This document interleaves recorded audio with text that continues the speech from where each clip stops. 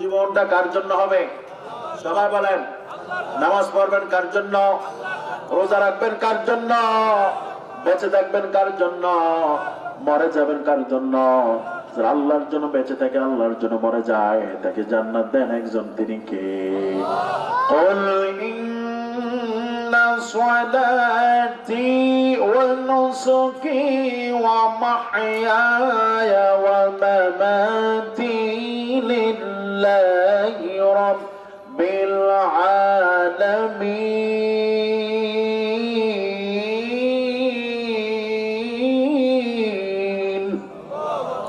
إن صلاتي بلن إن صلاتي ونسكي ومحياي ومماتي লিল্লাহি রাব্বিল আলামিন। নিশ্চয় আমার নামাজ, আমার কুরবানি, আমার বেঁচে থাকা, আমার মরে যাওয়া ওই রবের জন্য। সেই রবের মালিক কি? জোরে বলেন, কে তিনি? এই জন্য আমার ইব্রাহিম সাল্লাম যখন তিনাকে যখন আগুনে ফেলানো হয়, পৃথিবীর কারো উপর ভরসা করলেন না। জিবরাইল আমিন এসে বলে, সহযোগিতার দরকার আছে নি, আমার সহযোগিতার দরকার আছে নি। ইব্রাহিম আলাইহিস সালাম বললেন, সহযোগিতার দরকার আছে, তবে জিবরাইল তোমার না, সহযোগিতা চাই কার? সহযোগিতার দরকার আছে, তবে তোমার না, আমি সহযোগিতা চাই আল্লাহ। সুবহানাল্লাহ। খুব কম আমার প্রিয় ভাইরা, ইব্রাহিম সাল্লাম বললেন, জিবরাইল তোমার সহযোগিতার দরকার নেই, আমি আল্লাহর সহযোগিতা চাই। আমার আল্লাহ যদি চাই আমি মরে যাব, আমি মরে যাব। আমার আল্লাহ যদি চাই আমি বেঁচে যাব। নম্রদ আমার ব্যাপারে যতই চক্রান্ত করুক, আমি বেঁচেই যাব, আল্লাহ আমাকে বাঁচিয়ে দিবেন। কোন সুবহানাল্লাহ। আগুনের ভিতরে যখন তিনাকে ফেলানো হয়, ভরসা করেছেন কার উপরে? জোরে বলেন। আমার আল্লাহ বলেন, ওয়া মা ইয়াতাওয়াক্কাল আলাল্লাহি ফাহুয়া হাসবুহু।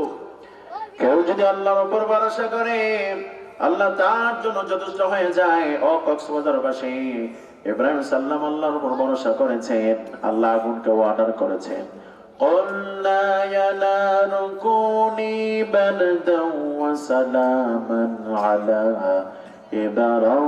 إِبْرَاهِيمَ। আগুন, ও ইয়া নার, হে আগুন, কুনু বারদান ওয়া সালামান আলা ইব্রাহিম। আমার ভাইরা, আল্লাহ আগুনকে অর্ডার করলেন, ও আগুন ইব্রাহিমের জন্য নাতিশীতোষ্ণ ঠান্ডা হয়ে যা। অর্ডার পাওয়ার সাথে সাথে মুফাসসিরিন কিরাম বলেছেন, তৎকালীন সময়ে যত জায়গায় আগুন ছিল সব আগুন ঠান্ডা হয়েছে। সুবহানাল্লাহ।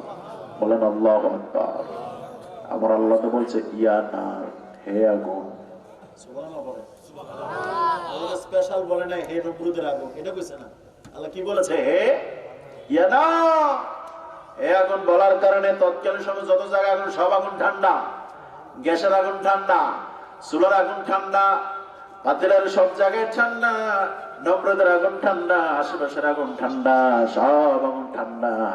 কারণ সে আগুনটা আইন মানে কার? আরো জোরে বলেন, কার? আল্লাহর আইন মেনে বলে আগুন ঠান্ডা হয়ে যায়। তদ্রূপ আমরাও যদি দেশ, যদি সমাজের মানুষ, এই দেশের মানুষ আল্লাহর আইন দিয়ে যদি দেশটা চলে, কোরআন সুন্নাহ আদলে যদি দেশ চলে, কোরআন দিয়ে যদি দেশ চলে, এই দেশটাকে ঠান্ডা করে দিবেন তিনি কে?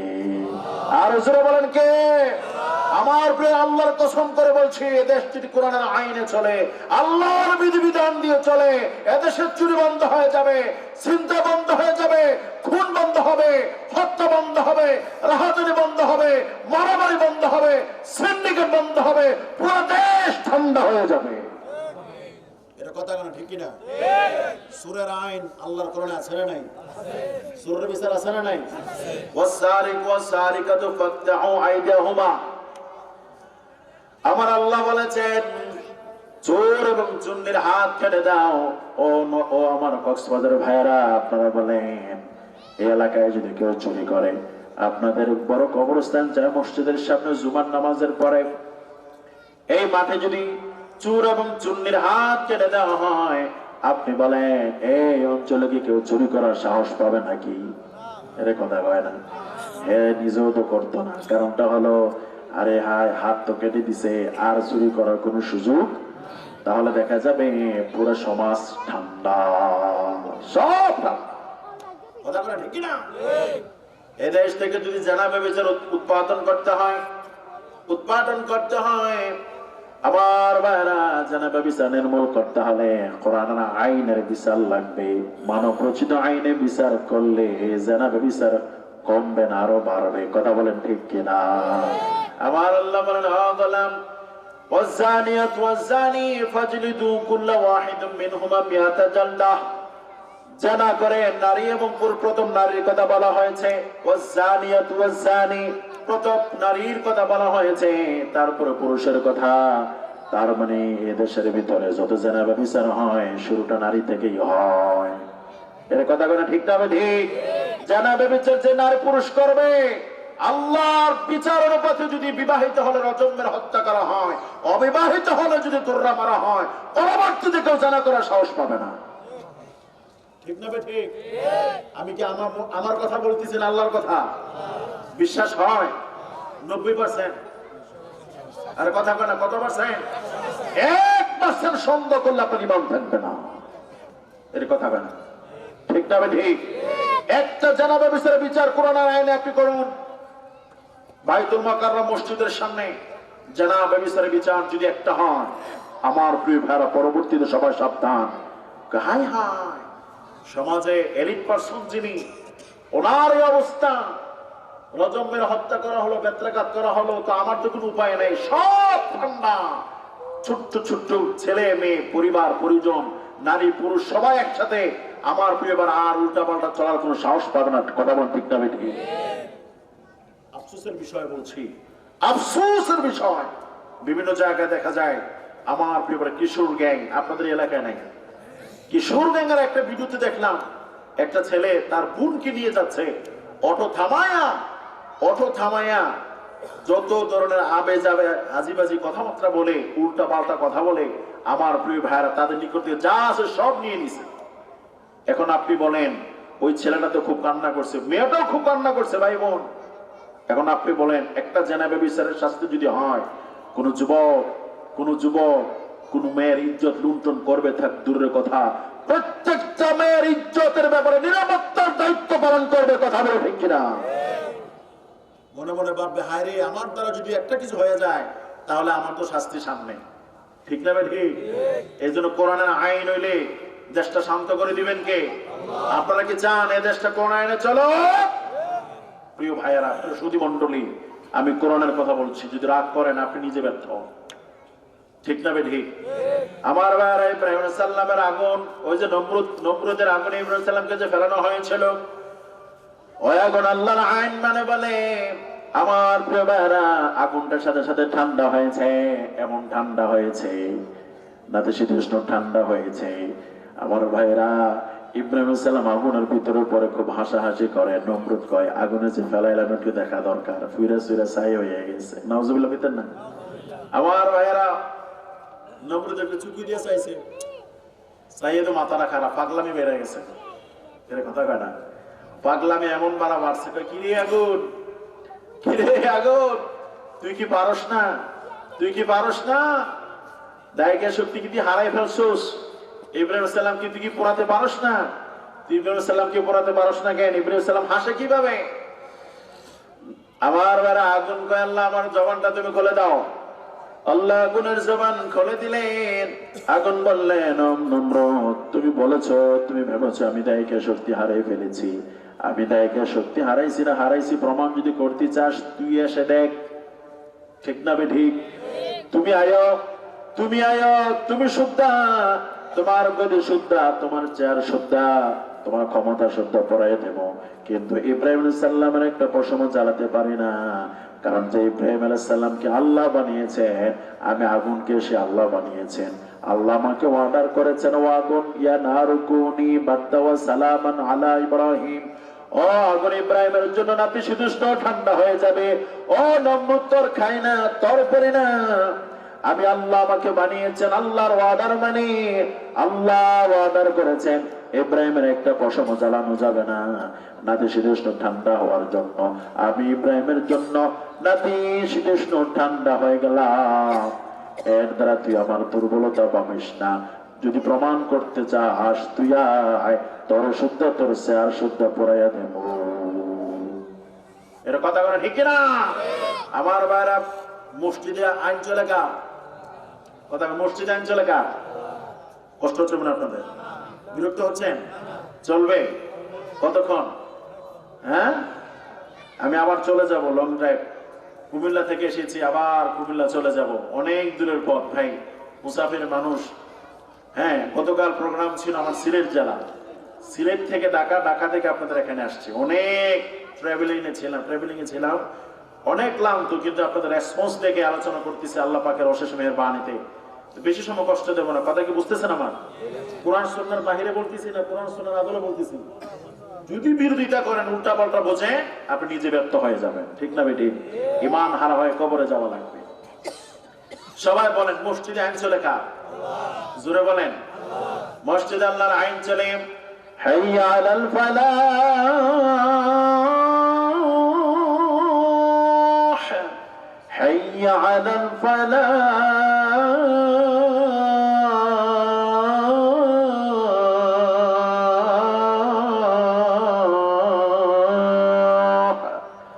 মসজিদে ভাবে আজান হয়ে যাওয়ার পরে ইমামের নেতৃত্বে যখন নামাজ শুরু হয়ে যায়, ইমাম আল্লাহু আকবার বলে তাকবীর দিয়ে নামাজ শুরু করে দেয়। নামাজ যখন পড়া শুরু করে দেয়, বড় কবরস্থান যায় মসজিদে, এশার নামাজ হচ্ছে, তেলাওয়াত শুরু করে দেয় সুন্দর করে। ইমাম সাহেব তেলাওয়াত শুরু করে দেয়। আমার প্রিয় ভাইরা, ইমামের পিছনে রাজা দাঁড়িয়ে যায়, প্রজা দাঁড়িয়ে যায়, গাড়ির মালিক দাঁড়িয়ে যায়, ড্রাইভার দাঁড়িয়ে যায়, চেয়ারম্যান দাঁড়িয়ে যায়, মেম্বার দাঁড়িয়ে যায়, এসপি ডিসি সব দাঁড়িয়ে গেল, সবাই পেছনে দাঁড়িয়ে গেল। ইমাম সাহেব যখন রুকুতে চলে যায়, সব মানুষ রুকুতে চলে যায়। শান্তি আছে না নাই? না মারামারি আছে? কোন মুসল্লি বলতে পারবে যে আমি তো এসপি সাহেব, ইমাম সাহেব তো একটু ছোট্ট একটা মানুষ, ইমাম রুকুতে গেলে গেছে, আমি রুকুতে যাব না? বলতে পারবে? বললে নামাজ হইব? আরে কথা কেন হইব? আমার ভাইয়েরা, মসজিদে একজনের নেতৃত্বে ইমামতিতে নামাজ পড়লে যেরকম ভাবে আল্লাহর আইন মানার কারণে মসজিদের ভিতরে গন্ডগোল নাই, মারামারি নাই, হানাহানি নাই। যে যত বড়ই হোক, একজন নেতৃত্ব মানার কারণে সব ঠান্ডা, মারামারি নাই, গালিগালাজ নাই, কিচ্ছু নাই।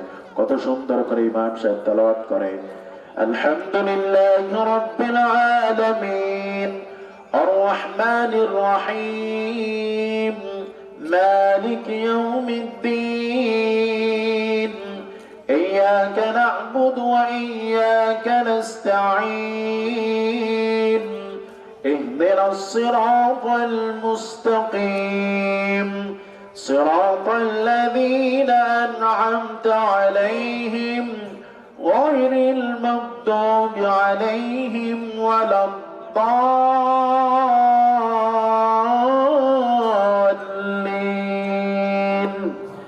তেলাওয়াত করে কার? আইন মানে কার? আল্লাহর আইন মানে আল্লাহর বিধিবিধান মসজিদে চলে বিধায় মারামারি নাই, হানাহানি নাই, কিচ্ছু নাই, সব ঠান্ডা। কেরাত শুরু করতে সব ঠান্ডা, আর কেউ কথা বলতে পারে না। চোখ থেকে থেকে কোরআন তেলাওয়াত শোনা লাগে, রুকু দেওয়া লাগে, সেজদা দেওয়া লাগে। কথা বলেন ঠিক কিনা? এই জন্য এই কথাটা বলার উদ্দেশ্য হলো, আল্লাহর আইন যারা মানবে, ও ভাই, রাষ্ট্রীয়ভাবে আল্লাহর আইন মানার আগে নিজে আগে মানুন, নিজের ঘরে মানুন। নিজের ঘরে যদি আল্লাহর আইন মানেন, ওই ঘরের ভিতরে শান্তি দিবেন কে? নারী পুরুষ যদি আল্লাহর আইন মানে, কোরআনের পথে চলে, দ্বীনের পথে চলে, মহিলারা যদি পর্দা করে, আমার মা মহিলারা আসছেন, মহিলারা কি আছে? আলোচনা শুনছে? ও আমার মা মহিলারা, কথা যেহেতু এসে গিয়েছে, বলে ফেলি, মহিলারা যদি আল্লাহর আইন মানে 5 ওয়াক্ত নামাজ পড়ে, যে ঘরের ভিতরে 5 ওয়াক্ত নামাজ প্র্যাকটিস হয়, কোরআন তেলাওয়াত হয়, আল্লাহর আইন মানে যে ঘরের মানুষেরা, ওই ঘরের মহিলারা প্রক্রিয়া করে না। এর কথা কেন আছে না? প্রক্রিয়া বুঝুন তো আপনারা। আমার বারে প্রক্রিয়ার কারণে সংসারটা, পুরো সংসারটাই ধ্বংস। 2টা সংসার ধ্বংস হয়ে যায়। তো এই প্রক্রিয়া থেকে যদি বাঁচতে হয়, আপনার নিজের ঘরের ভিতরে আল্লাহর আইন মানুন। আল্লাহর কসম করে বলি, আপনি নিজেও যদি নামাজ পড়েন, আপনার সন্তানও যদি নামাজ পড়ে, ও আমার ভাইরা, আপনারা যদি নামাজ পড়েন, আপনার মেয়ে যদি নামাজ পড়ে, আপনার ছেলে যদি নামাজ পড়ে, স্বামী যদি নামাজ পড়ে, এই ঘরের ভিতরে আল্লাহ তো শান্তি বরকত দিয়ে দেয়, অন্য ঘরে এরকম শান্তি বরকত থাকে না, ঠিক কিনা? আর যদি দেখা যায় ঘরের ভিতরে নামাজ পড়ে না, সকাল বেলায় ফজর নামাজ নাই, জোহর নামাজ নাই, আসর নাই, মাগরিব নাই, সারাদিন মোবাইল নিয়ে ব্যস্ত, উলঙ্গপনা ছবি চাপা দেখে, আমার ভাইয়েরা ওই ঘর থেকে দেখা যায় মাদকাসক্ত বাহির হয়ে যায়, মাদক সেবন করা হয়, উল্টা পাল্টা চলে, দেখা যায় ওই ঘরের ভিতরে শান্তি নাই। একসময় দেখা যায় পুরুষ আত্মহত্যার সিদ্ধান্ত নিয়ে নেয়। আছে না নাই? অসংখ্য প্রমাণ আমাদের কাছে আছে, অসংখ্য প্রমাণ আছে। এই জন্য ভাই, যে কথাগুলো বলছি, আল্লাহর আইন যারাই মানে শান্তি দিবেন কে? বলেন, আপনি বলেন, মন থেকে বলেন। সমাজে, দেশে, রাষ্ট্রে, পরিবারে, ব্যক্তিগত জীবন, পারিবারিক জীবন, রাষ্ট্রীয় জীবন, সমাজ জীবন, সব জায়গায় কি শান্তি পেতে চাই? তাহলে আল্লাহর আইনের কোনো বিকল্প নাই। বিশ্বাস করুন। আপনি এখন থেকে প্র্যাকটিস করেন না আল্লাহর কথাগুলো। সকালবেলা ফজর নামাজটা পড়েন, আপনি কোরআন তেলাওয়াত নিয়ে বসেন। আমার মায়ের, আপনারা যারা শুনছেন, আপনি সকালবেলা ফজর নামাজ পড়ে কোরআন তেলাওয়াত নিয়ে বসেন না, আপনি কোরআন তেলাওয়াত করেন না, দেখবেন সে ঘরের ভিতরে শুরুটা যদি কোরআন তেলাওয়াত দিয়ে হয়, পুরো সারাটা দিন বরকত দিবেন কে? আর জোরে বলেন কে? আমার মায়ের, আপনাদের উদ্দেশ্যে কথা যদি সেগুলো বলে, আমার নবীজি বলেছেন, والمرأة إذا صلت خمسها وصامت شهرها وأحسنت فرجها وأطاعت بعلها فليدخل من أي أبواب الجنة شاءت। যে মহিলা চারটা কাজ করবে, আল্লাহ তাকে জান্নাতের মেহমান বানাবে। যে কোনো দরজা দিয়ে ইচ্ছা সেই দরজা দিয়ে যেতে পারবে। বলেন সুবহানাল্লাহ। এক নম্বরে 5 ওয়াক্ত নামাজ। কয়েকটা নামাজ? সবরের কয়েকটা? 2 নম্বরে রমজানের রোজা, 3 নম্বরে পর্দায় থাকা, 4 নম্বরে আমার প্রিয় ভাইরা স্বামীর খেদমত করা। যে মহিলা 5 ওয়াক্ত নামাজ পড়ে, রমজান রোজা রাখে, পর্দায় থাকে, ওই মহিলা অবশ্যই তার স্বামীর খেদমত করে। করে কি করে না? আর যে মহিলা 5 ওয়াক্ত নামাজ পড়ে না, রমজান রোজা রাখে না, পর্দা করে না, ওই মহিলা দেখা যায় আমার প্রিয় ভাইরা সেই সুনু পাউডার দামি দামি কাপড় স্বামী আনে, আর ওই মহিলা সেই কাপড় চোপড় গুলো পরে অন্য পুরুষকে দেখানোর জন্য বাহির হয়ে যায়। আছে না নাই? আপনাদের কক্সবাজার নাই? আছে? আসেনি? আমার ভাইয়েরা কথাটা মনোযোগ দিয়ে শোনেন, আর অল্প সময় মনোযোগ দিয়ে কথাটা শুনতে হবে। ও আমার প্রিয় ভাইয়েরা, ও আমার মায়েরা, একটা ভিডিওতে একদিন দেখলাম, একটা মহিলার পত্রিকার মধ্যে দেখলাম একটা মহিলার কানটা ছিঁড়া। পত্রিকা পড়ে দেখলাম কানটা ছিঁড়া কেন? ওই মহিলার কানের ভিতরে একটা জিনিস ছিল, স্বর্ণের জিনিস। কিসের জিনিস? ডাকাত দেখছে। মা, আপনারা অবশ্যই আলোচনা শুনতেছেন, মনোযোগ দিয়ে শুনুন। ডাকাত স্বর্ণের জিনিসটা দেখার পরে ওই ডাকাত চিন্তা করেছে, স্বর্ণের জিনিসটা কেমনে নেওয়া যায়।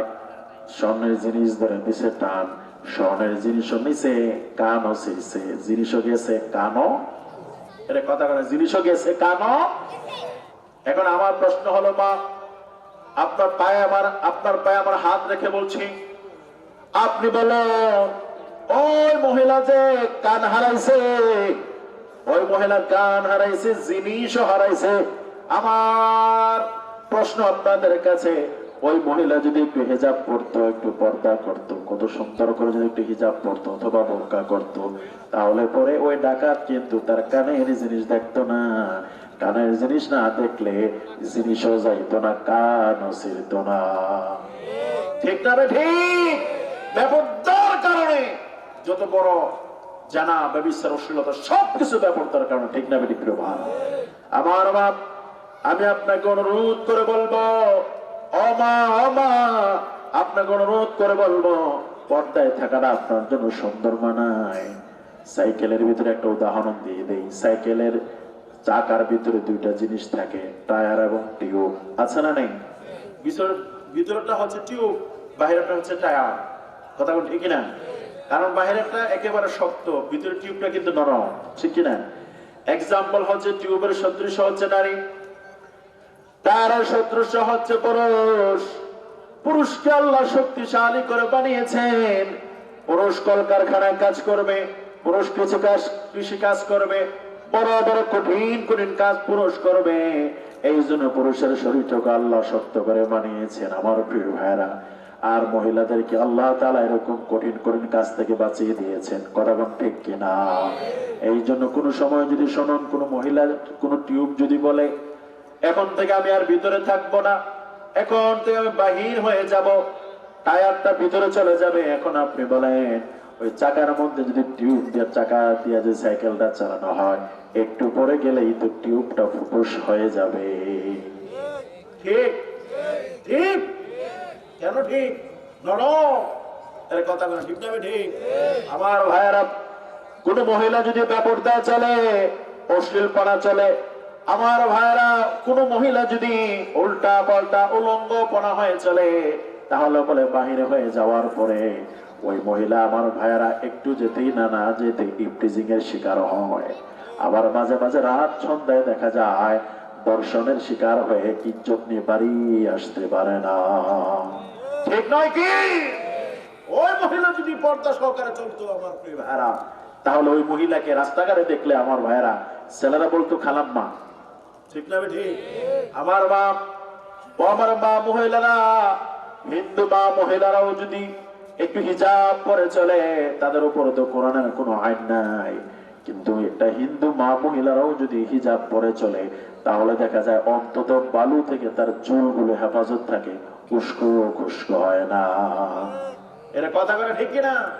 কোন হিন্দু মহিলা আবার হিন্দু মা বোনেরা যদি হিজাব পরে সুন্দর করে চলে, তাহলে আমার ভাইরা ইফটিজিং এর শিকার হয় না। ঠিক না? ঠিক। এই জন্য মা আপনাকে অনুরোধ করে বললো 5 ওয়াক্ত নামাজ পড়বেন, রমজান রোজা রাখবেন, স্বামীর খেদমত করবেন, পর্দায় থাকবেন। স্বামীরা তো খুব আরামে আছেন যে হুজুর আজ্জা স্বামীদেরকে টপে উড়াই দেওয়া গেছে। আমার ভাইয়ারা, আপনারা যারা স্বামী আছেন, আপনাদের উপর স্ত্রী আপনাদের হক আদায় করবে। আবার আপনার উপর স্ত্রীর কিছু হক আছে না নাই? আছে না নাই? বিবাহ করার সময় যৌতুক নিবেন না, যৌতুক নেননি, এটা কথা কয় না। মনে মনে ভাবতে পারেন হুজুর এত ওয়াজ বালাই করছেন, এখন কোন কথা কইলেন? আমার প্রিয় ভাইরা, যৌতুক নেওয়া হালাল না হারাম? সবাই খুব হালাল না হারাম? আমার ভাইরা, একটা মেয়ে যখন বাবা লালন পালন করে, কত কষ্ট করে লালন পালন করে। এমনও পরিবার আছে 5-7 জন মেয়ে হয়েছে, কোনো ছেলে সন্তান নাই। ওই মেয়েটাকে লালন পালন করতে গিয়ে বাবা অনেক কষ্ট করে।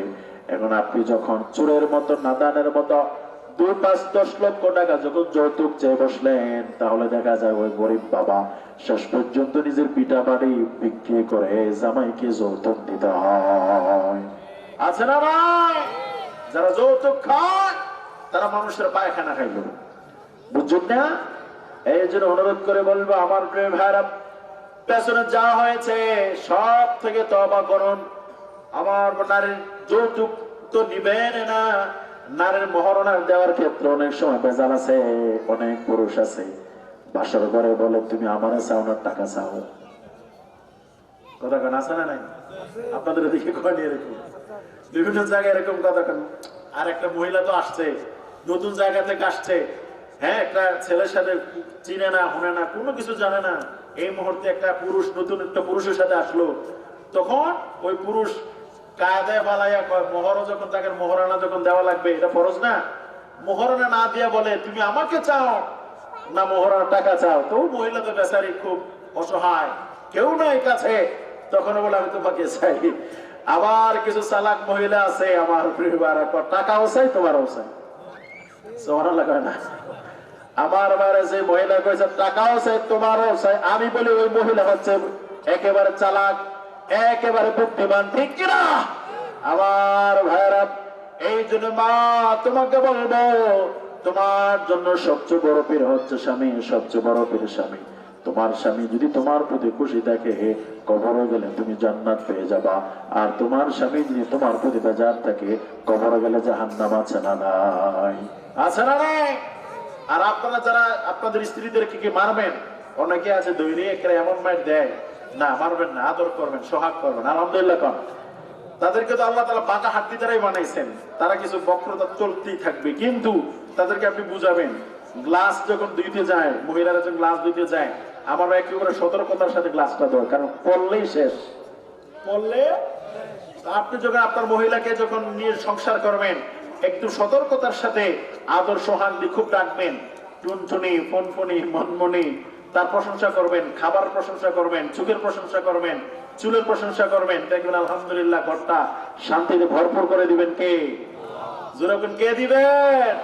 আর দেখলে শুধু মায়ের, দেখলে শুধু তার দোষগুলো বর্ণনা করবেন, তাহলে দেখবেন একটা অশান্তি ঘরে আসলে পরে ওই মহিলা, আমার প্রিয় ভাইয়েরা, আপনাকে খাবার বেড়ে দেবে না, খাবার আপনাকে তুলে দেবে না, এই জন্য একটা অশান্তি হয়ে যাবে। মা বোনেরা, ভাইয়েরা যারা আসছেন, সকলকে অনুরোধ করবো, সবাই মিলাসন আল্লাহর আইন মানে দ্বীনের পথে চলি, তাহলে আমাদেরকে শান্তি দিবেন কে?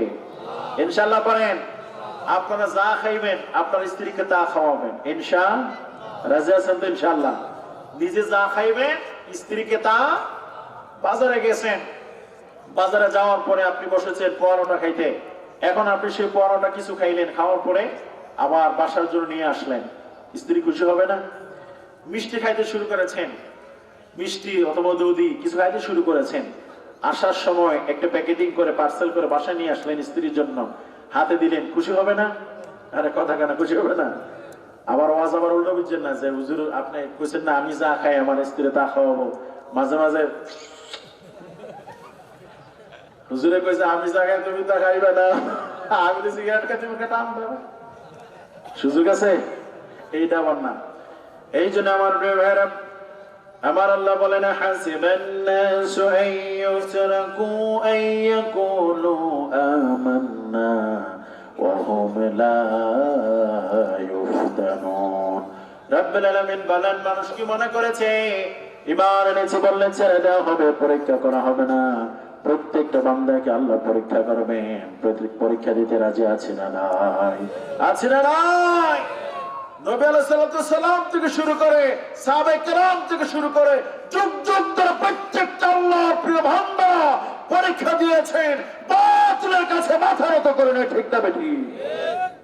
আমাদের কোরআনের পাখি আল্লামা দিলওয়ার হোসেন সাঈদ রহমাতুল্লাহ আলাইহি সর্বশেষ পরীক্ষা দিয়ে আমার প্রিয় জান্নাতি হাসি দিয়ে পৃথিবী থেকে বিদায় হয়েছে, ঠিক না বেটি?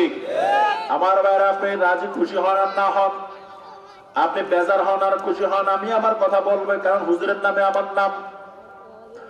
আমার ভাইরা, আমি যখন দুনিয়াতে আসি নাই, আমার বাবা হুজুরের ওয়াজ শুনে শুনে, তাফসীর শুনে শুনে ওয়াদা করেছেন, আমার যদি ছেলে হয় আমার ছেলের নাম আমি অমুক সাইদি সাহেব হুজুরের নাম রাখবো।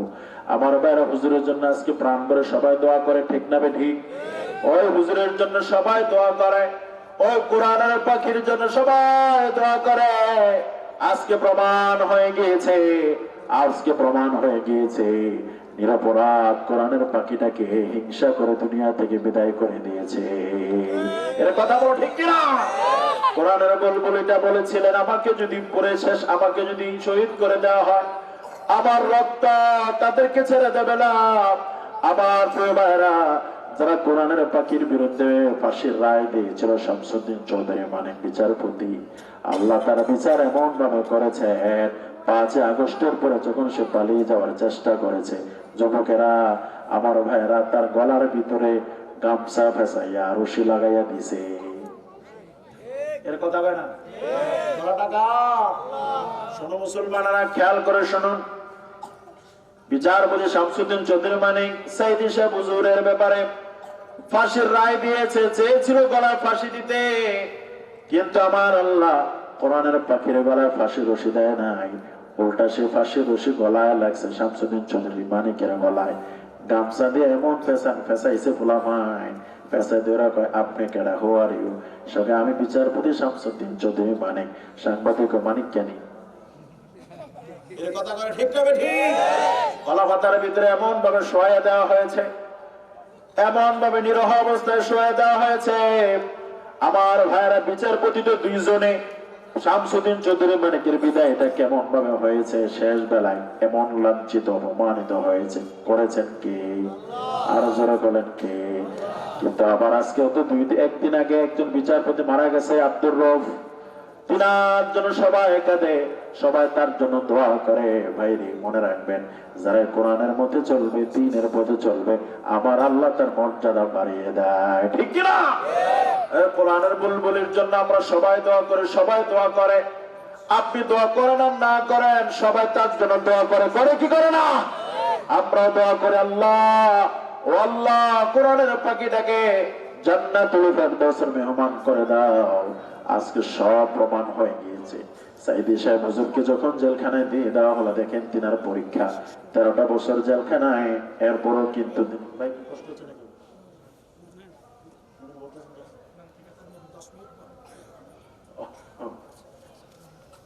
শেষ করে দিই নাকি?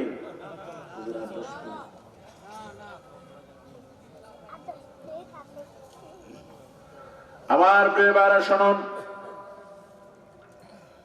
বলেছিলাম যুগ যুগ ধরে প্রত্যেকটা মানুষ যখন পরীক্ষা দেয়, প্রত্যেকটা মানুষ যখন পরীক্ষা দেয়, দিনের পরীক্ষা দিয়ে তারা কবরে চলে যায়।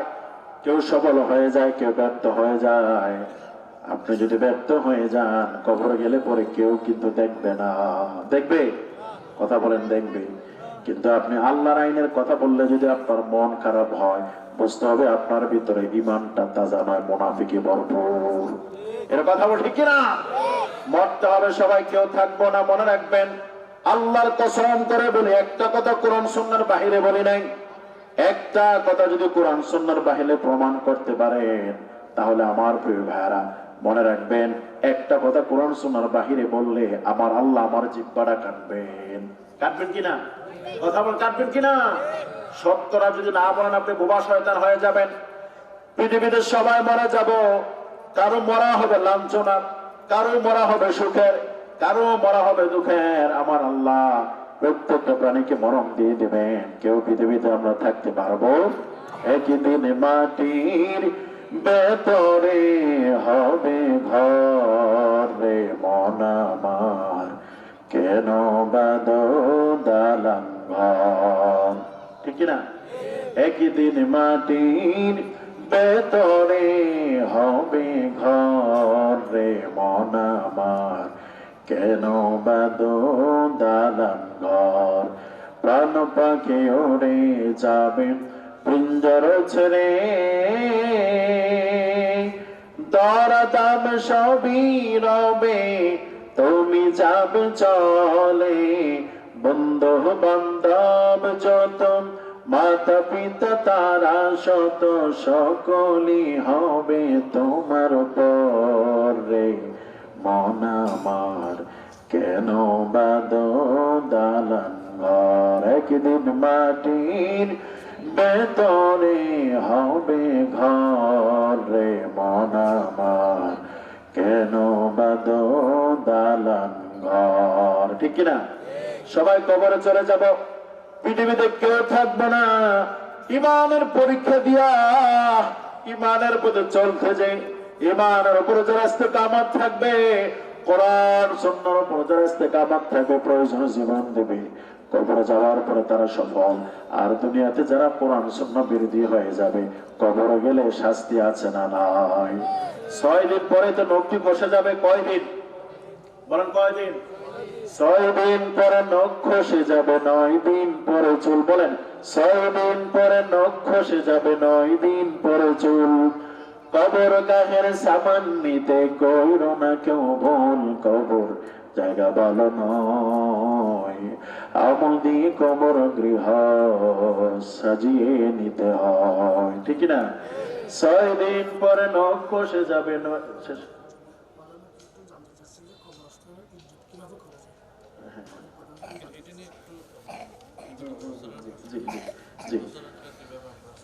ছয় দিন পরে নখ খসে যাবে, 9 দিন পরে চুল।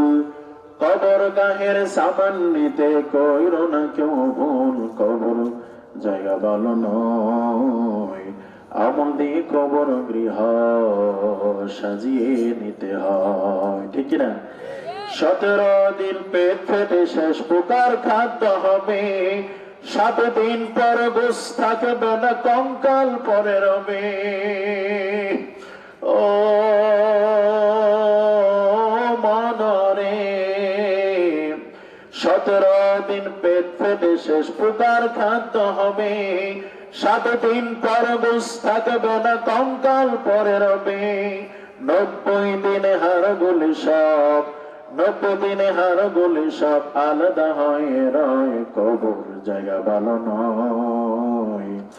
আমল দিয়ে কবর গৃহ সাজিয়ে নিতে হয়, ঠিক না? 6 দিন পরে নখ খসে যাবে, 9 দিন পরে চল, কবর গাহের সামান নিতে কইরো না কেউ ভুল, কবর জায়গা ভালো নয়। আমল দিয়ে কবর গৃহ সাজিয়ে নিতে হয়, নামাজ পড়ে কবর গৃহ সাজিয়ে নিতে হয়, কোরআন পড়ে কবর গৃহ সাজিয়ে নিতে হয়, পর্দায় থেকে কবর গৃহ সাজিয়ে নিতে হয়, ঠিক কিনা ভাই? এই জন্য কবরে সবাই আমরা চলে যাব আর অল্প সময়। ও আমার প্রিয় ভাইরা, কেউ জানি না কে কোন সময় মরে যাবে। কুলিন্নাল মাউতাল্লাযী তাফিরুনা মিনহু ফাইন্নাহু মুলাকীকুম, নিশ্চয় মরণ তোমাদেরকে পাকড়াও করবে, যদি মরণ থেকে হাজারো বার পলায়ন করো, ঠিক কিনা? কেউ থাকবো না আমরা দুনিয়া সবাই, কেউ থাকবো না, কবরে চলে যাব। আমার প্রিয় ভাইরা, কবরে যখন আমরা চলে যাব, কবরে যাওয়ার সাথে সাথে যখন এমন গাড়িতে আমরা উঠে যাব যে গাড়িতে উঠলে ভালো লাগে না, মরার পরে এমন গোসল হবে যে গোসল নিজে করা যায় না, অন্য মানুষে করাইয়া দেয়। গোসল করানোর পরে সাদা কাপড় পরে যখন তোমার আমার এক কবরে নিয়ে যাবে, কবরে নেওয়ার পরে আমার প্রিয় ভাইরা, কবরে যখন নামাই দিবে, নামানোর পরে এমন অবস্থায় 2 জন মানুষ নামাইয়া কাফন থেকে মাথার কাপড়, আমার ভাইরা পায়ের যে গিট থাকে এগুলো খুলে দিবে, বাঁশ জার দিয়া জনমের তরে চাটাই দিয়া এমন ভাবে একটা ঘর বানাই দেবে, জানানা নাই কিছুই নাই। ওই ঘরের ভিতরে যদি আলো পেতে চায় নামাজ ছাড়া যাবে না, ঠিক না? আমার ভাইরা, এই সেই কবর আমাদের ঘর, কারোর জন্য পোকার ঘর, কারোর জন্য একেবারে কষ্টের, কারোর জন্য কবরে যাওয়ার সাথে সাথে জাহান্নাম থেকে একটা সুড়ঙ্গ চলে আসবে তার কবরে, আর কারোর জন্য জান্নাত থেকে চলে আসবে তার জন্য আরামের একটা সুড়ঙ্গ চলে আসবে। কোন সুবহানাল্লাহ। এই সেই কবরস্থান এমন একটা ঘর যে ঘরে সবাই যাওয়া লাগবে, কেউ সবাই সমান, সবাই সমান। 10 তলা 20 তলা বিল্ডিং হোক, যত তালা বিল্ডিং এর মালিক আপনি হন, কিন্তু কবর যখন চলে যাবেন, রেডি হয়ে যাবেন, 3 টুকরো কাপড় ছাড়া আর কোনো কাপড় থাকবে না, ঠিক কিনা বলেন? ওই কবরে যখন আমরা চলে যাব, আমার ভাইয়েরা, এক ভাই আমার ভাইয়েরা শহরে থাকে, মাঝে মাঝে যখন গ্রামে আসে সন্তানদেরকে নিয়ে কবরের কাছে চলে যায়। ওই বাবা বলেন, সন্তান রে, শহর থেকে যখন বাড়িতে আসবি মাঝে মাঝে মাঝে মাঝে কবরের কাছে আসিও। এই 10 তলা 20 তলা বিল্ডিং তো আমার, এটা তোমাদের হবে। মাঝে মাঝে এই কবরস্থানের কাছে আসো। কেন আসো? কারণটা হলো এই ঘরটাও আমাদের, এই ঘরটাও তোমার হয়ে যাবে। 10 তলা বিল্ডিং পায়া কবরকে বলে যায় না। আমার প্রিয় ভাইরা, কবর এমন এক ঘর, যে ঘর সবার জন্য সমান। ধনীর জন্য যে ঘর, গরিবের জন্য সেই ঘর, ধনীর জন্য যে ঘরের দৈর্ঘ্য প্রস্থ, গরিবের জন্য দৈর্ঘ্য প্রস্থ সব সমান, ঠিক কিনা? এই সেই কবর আমাদের সকলকে যাওয়া লাগবে কি লাগবে না? বিশ্বাস করুন, সূর্য উঠে যেরকম ভাবে সত্য, আপনি আমি মরে যাবো এরকম সত্য। বুঝতেছেন? ছোট করে মনে রাখবেন, আমার শরীর মৃত্যুর প্রস্তুতি নিচ্ছে। আপনি রাজি না থাকলেও, আমি রাজি নাই মরতে, কিন্তু মৃত্যুর দিকে এগিয়ে যাচ্ছে আমার শরীর। দাড়ি পেকে যাওয়া মানে হলো দাড়ি মৃত্যুর জন্য প্রস্তুতি নিচ্ছে। শরীরটা আস্তে আস্তে আমার ভাইরা বয়স হয়ে হয়ে চামড়াগুলো বটে যাওয়ার মানেটা হলো শরীর মৃত্যুর জন্য প্রস্তুতি নিচ্ছে, ঠিক না? ঠিক। মনস্তাত্ত্বিক ভাবে আমরা মৃত্যুর প্রস্তুতি না নিলেও আমার আপনার শরীর কিন্তু মৃত্যুর জন্য প্রস্তুতি নিচ্ছে, ঠিক না? একদিন চলে যাব, সন্তান এতিম হয়ে যাবে, স্ত্রী বিধবা হয়ে যাবে। এই কবরস্থান বড় কবরস্থান।